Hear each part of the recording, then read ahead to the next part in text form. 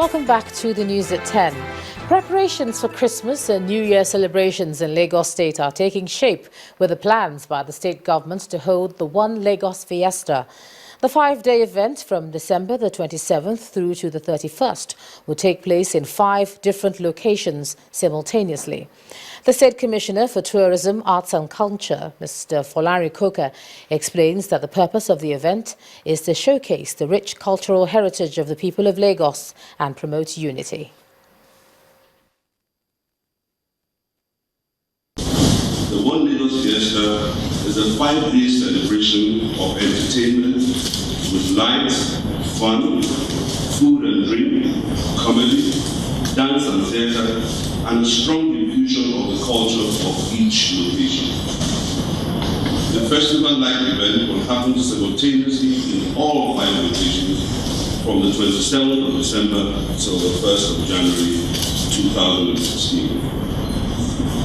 The event is aimed at showcasing the state's cultural heritage and its art it projects with distinction. Over 50 artists are expected to perform for over 300 hours at this year's event across the 5 locations, and over 1 million people will welcome in 2016. Let's take a look at some business news now. Here's Harriet Agbenyi. You first. First Bank.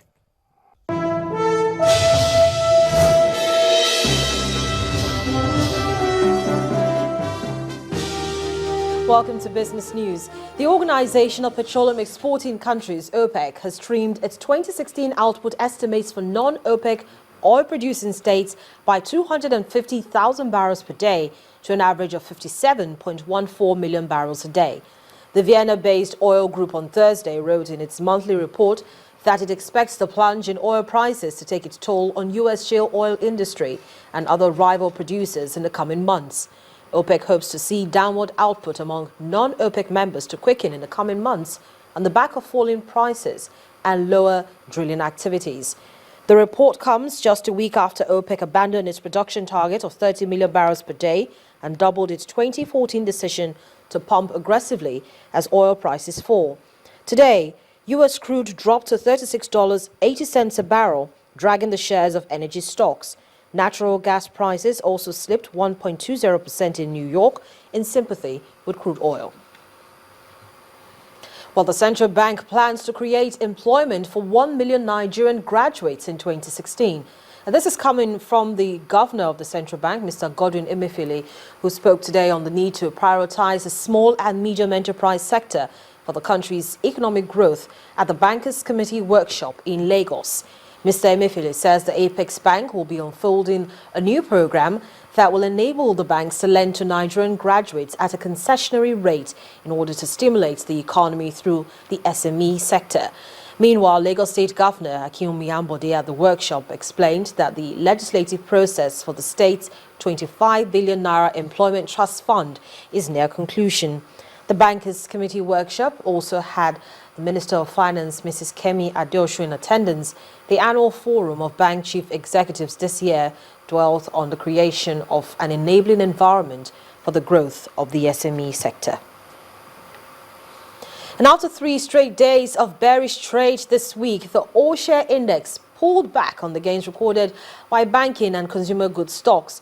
The key benchmark index gained 75 basis points to settle at 27,205.95. Here's Bolaji Akinwale with today's report.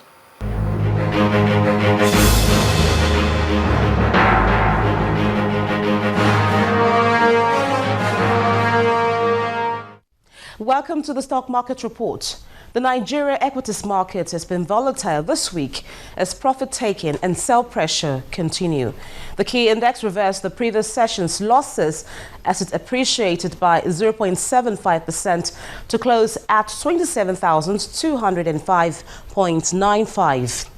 On the gainers table, Nigeria Brewers led and closed at 116 naira 31 kobo.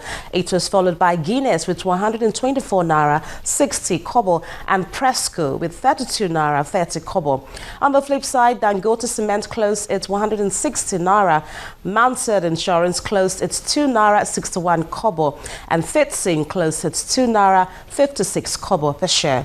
On volume charts, Law Union, Mounted Insurance and FBN Holding recorded the highest units of shares, and the total volume of shares for the day came in at 179 million, valued at 1.4 billion naira in 2,747 deals. That's on the stock market report. I am Bolaji Akinwale.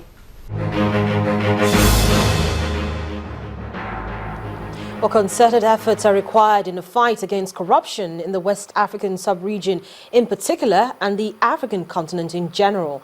This is the view of London-based editor of the African Business, Mr. Lanre Akinola. As the world marks Anti-Corruption Day, Mr. Akinola points out that several anti-corruption milestones recorded in Africa should be consolidated on. Really, what we need to see is we need to see more examples of people in political leadership roles, and not just at the head of state level, but really across the board when it comes to policy making, getting very serious about this issue. We need to, I think, follow examples of countries like Tanzania, countries like Rwanda, and countries like Botswana, and a few other examples where you're seeing that kind of leadership being demonstrated. But also, I think what we need to see is more concerted action and effort from regional economic bodies, so maybe like ECOWAS in West Africa or the East African Community or the Southern African Regional Economic Bloc. But also, we also need to see, I think, a little bit more of a concerted effort from business, because business is becoming an increasingly powerful voice and an increasingly powerful player in shaping the economic prospects of African economies. Let's end business news tonight with a quick check on some of those markets we track.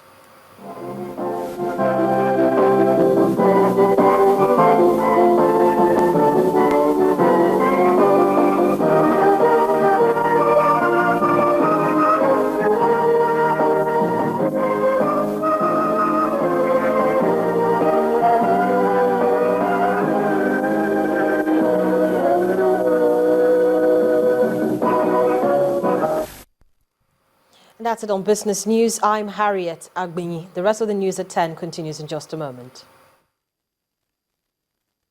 You first. First Bank. As part of its corporate social responsibility, ExxonMobil, a major oil giant operating in Akwa Ibom State, South Nigeria, has launched a program aimed at rewarding academic excellence in public primary schools in the state.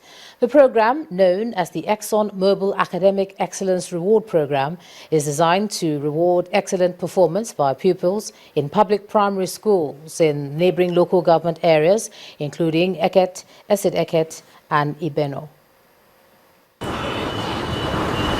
Primary school pupils, all gaily dressed, and for a good reason too.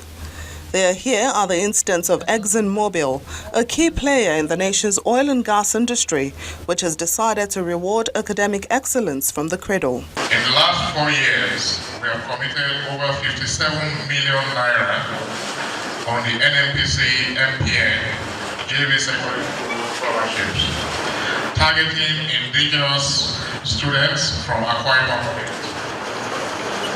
In addition to that, over 4 billion naira have been spent on the NNPC MPN JV undergraduate scholarship to Nigerian students. In Mobil's reckoning, these future leaders need all the nurturing and encouragement they can get, and the company is willing to back its words with action.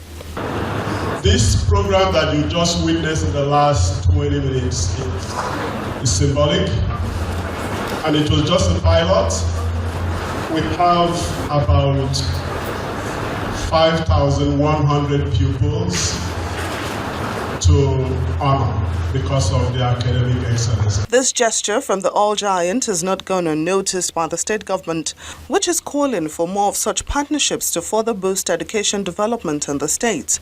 The beneficiaries also expressed their gratitude. For what you've done for us today. today, we will never forget it and we will be loyal to all of you here. Government acknowledges and appreciates this partnership and commend the effort of organizations like ExxonMobil and others who are lending support in various forms to our children.